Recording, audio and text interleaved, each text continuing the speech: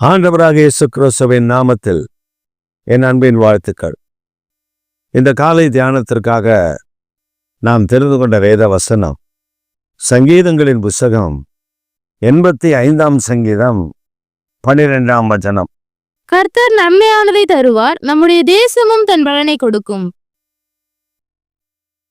கர்த்தர் நன்மையானதை தருவார், நம்முடைய தேசமும் தன் பலனை கொடுக்கும். பிரியமானவர்களே, நம்முடைய தேவனாகிய கர்த்தரை சார்ந்து அவருடைய கரத்தை பிடித்து கொண்டு அவரை பின்பற்றி நடப்போமேயானால் தேசம்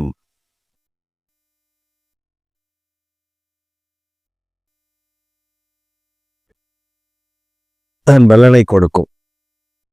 கர்த்தர் நன்மையானதை தருவார். இதே சங்கீதம் 85:6 சொல்லுகிறது, உம்மில் நாங்கள் மகிழ்ந்திருக்கும்படி எங்களை திரும்ப உயிர்ப்பிக்க மாட்டீரோ?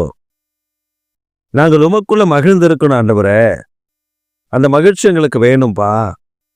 நீங்க எங்களை திரும்ப உயிர்ப்பிக்கணும், நாங்கள் திரும்ப உயிர்மீழ்ச்சியை அடையணும், அந்த உயிர்மீழ்ச்சியை நீர் எங்களுக்கு தரணும். இதே சங்கீதக்கார கேட்கிறா. கர்த்தர் அதனால்தான் சொல்றாரு, நன்மையானதை கர்த்தர் நன்மையானதை தருவா, தேசம் தன் பலனை கொடுக்கும். நம்முடைய வாழ்வில் நாம் தேவனை சார்ந்து அவரை முன்னிறுத்தி அவருடைய முகத்தை தேடி நாம் அவர்தான் நமக்கு எல்லாம் என்று சொல்லி அவருடைய சமூகத்தில் காத்திருந்தால் நன்மையானதை தருவார். தீமையானதில்ல, நன்மையானதை தருவார்.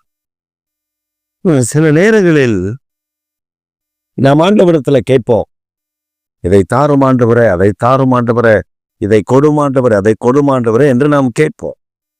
ஆனால் ஆண்டவர் நமக்கு அதை தரமாட்டார். காரணம் என்ன தெரியுமா? நமக்கு அது நல்லதாக, நன்மையாக, ஆசீர்வாதமாக, மேன்மையாக இருக்காது என்பதுதான். அதனால் ஆண்டவர் அதை தரமாட்டார். ஆனால் சில நேரங்களில் நாம் கேட்காத நன்மையை நமக்கு தருவார். It shall be a useful for our life. It shall be a useful for us, for our family, for our children. அப்ப தேவனாகிய கர்த்தர் நமக்கு என்ன நன்மை இருக்கோ, நமக்கு எது நல்லதோ அதை தருகிறார். நமக்கு எது நல்லது இல்லையோ அதை தர மறுக்கிறார். சில கடினப்பட்டு கேட்பார்கள், எனக்கு இது வேண்டும், நான் இதை அடைந்து ஆகணும், எனக்கு வேண்டும் ஆண்டவரே அப்படின்னு. ஒரு காலகட்டத்தில் திருச்சபைக்குள்ள இப்படி ஒரு காரியம் வந்தது. இந்த ப்ராஸ்பரிட்டி காஸ்பல் என்று ஒரு காஸ்பல் வந்தது.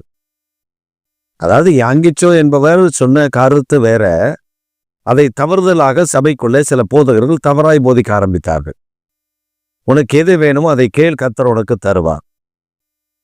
அப்ப சிலர் அடுத்தவன் மனைவியை கேட்கிறான், இவன் எனக்கு மனைவியா வேணும், அவன் அழகா இருக்கா, எனக்கு மனைவியா வேணும், இதை தாரும் ஆண்டவரே.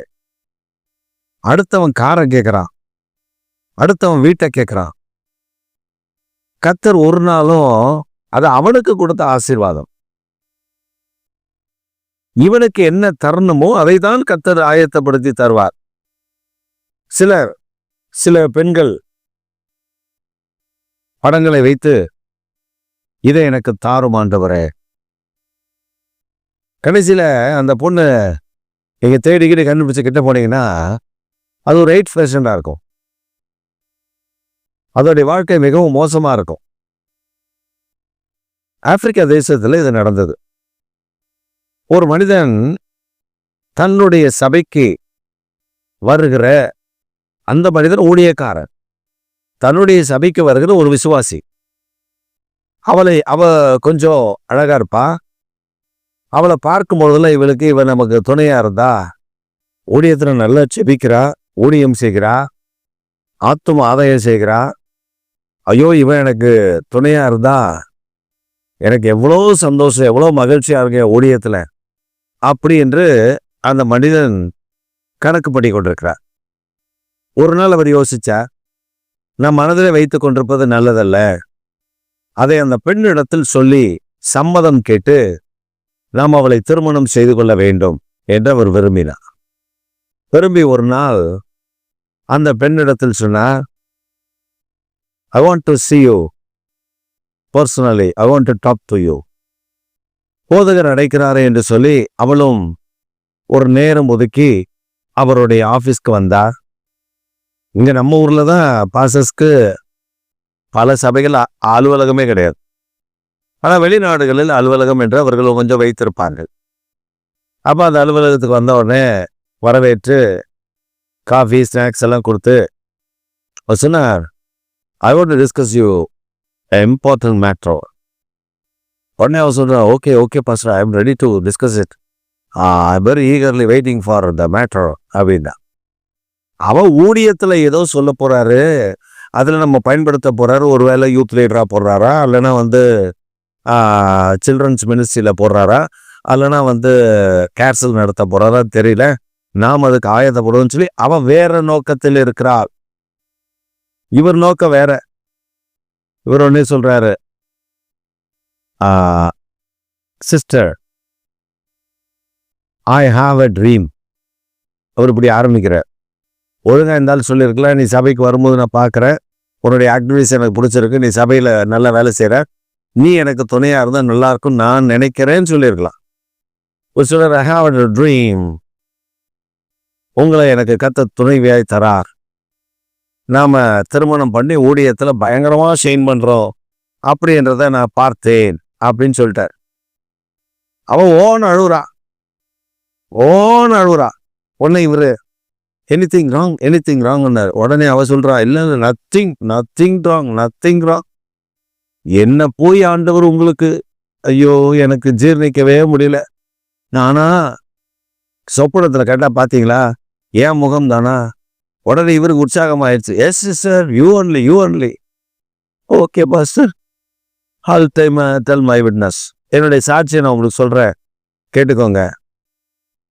I was already married for 6 men. I was divorced to 6 men. உடனே இவர் யோசிக்கிறார், நீ கல்யாணம் ஆகாத பொண்ணு இல்லையா? No, already I married 6. Okay, after that my married life bored. சரி, அப்புறம் என்ன பண்ணேன்? அப்புறம் நான் நிறைய வாலிபர்களோடு நல்ல பெரிய பணக்காரர்களோடு பழக ஆரம்பித்தேன். அதனால நான் கருவுற்றேன், பிள்ளைகளும் பிறந்தார்கள். அவங்கெல்லாம் வெளியில் ஹாஸ்டலில் படிக்கிறாங்க. ஓ ஐசி அப்படின்ற. உடனே அதுக்கப்புறம் அவள் பயங்கரமாக அழுதுகிட்டே சொல்கிறா. அது மட்டும் இல்லை, எனக்கு போன 4 வருஷத்துக்கு முன்னாடி எய்ட்ஸ் கன்ஃபார்ம் ஆச்சு. அவங்க டாக்டர் சொல்லிட்டாங்க, நீ ரொம்ப நாள் உயிரோடு கூட இருக்க மாட்டேன்னு. ஆனால் இத்தனை பிரச்சனை, டைவர்ஸ் ஆச்சு, குழந்தை பிறந்துச்சு, என் வாழ்க்கை ஒரு விபச்சார வாழ்க்கையாக இருந்துச்சு. ஆனாலும் என்ன உங்களுக்கு காமிச்சிருக்காரு பாருங்க, காமிச்சு கல்யாணம் பண்ண சொன்னார் பாருங்க அப்படின்னு சொன்னது தான் கதை. Pastor 1 minute sister I will come அப்படின்ட்டு எஸ்கேப் ஆகி ஆஃபீஸை கூட பூட்டாம, வாட்ச்மேன் அவங்க போனதுக்கப்புறம் ஆஃபீஸை போட்டு கார் எடுத்துட்டு எஸ்கேப் ஆயிட்டார். பாருங்க, இப்படி நிறைய சம்பவங்கள். சில போய் இது அழகா இருக்கு, இது அப்படி இருக்கு, எனக்கு கர்த்தர் இதைத்தான் தரணும். ஆண்டவன் நமக்கு நன்மையானதை தருவான். தேசம் தன் பலனை தரும். ஆண்டவருக்கு தெரியுங்க உனக்கு துணை எதை தரணும், உனக்கு எந்த வீட்டை தரணும், உனக்கு எந்த வாகனத்தை தரணும், உனக்கு எப்படிப்பட்ட ஆசீர்வாதத்தை தரணும், எப்படி உன்னை மேன்மையாக வைக்க வேண்டும். ஆண்டவருக்கு தெரியும். அவர் சித்தத்திற்கு ஒப்பு கொடுத்து நாம் நடக்கும் பொழுது அவர் நடத்துவார். அதனாலதான் சங்கீதக்காரன் சொல்றா, நன்மையானதை கர்த்தர் நன்மையானதை தருவா, தேசம் தன் பலனை கொடுக்கும். அப்ப நம்ம ஆண்டவர்கிட்ட கேட்போம், ஆண்டவர் நன்மையானதான் தருவார். எனக்கு இதை கொடுங்க, அதை கொடுங்க, அப்படி கொடுங்க, இப்படி கொடுங்க இல்ல. பிரிமிசிவ் வில், பர்ஃபெக்ட் வில், 2 வில் இருக்கு. நம்ம ஒன்றை தேர்ந்தெடுத்துட்டு அதை போய் ஆண்டவர்கிட்ட கேட்கக்கூடாது. தேவ திட்டத்தை நீங்க செய்யுங்கப்பா அப்படின்னு விட்டு கொடுங்க. ஆண்டவர் உங்களுக்கு செய்யற நன்மைகள் பெரிதாக இருக்கும், பெரிதாக இருக்கும், ஆச்சரியமா இருக்கும், அற்புதமா இருக்கும், நன்மையா இருக்கும். சில ஜோம் பண்ணும்போது பாருங்க, பாஸ்டர் எனக்கு அழகான ஒரு மாப்பிள்ளை, அவன் நல்லா படிச்சிருக்கணும், கை நிறைய சம்பாதிக்கணும், அது போதும் பாஸ்டர், அது போதும்.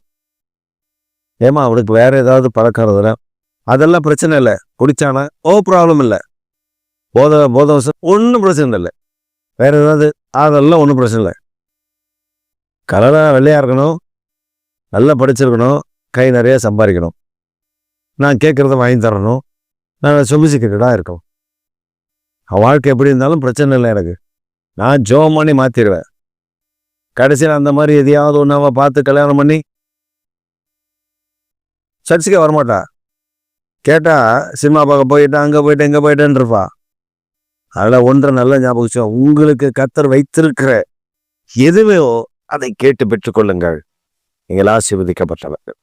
ஆமென், ஆமென்.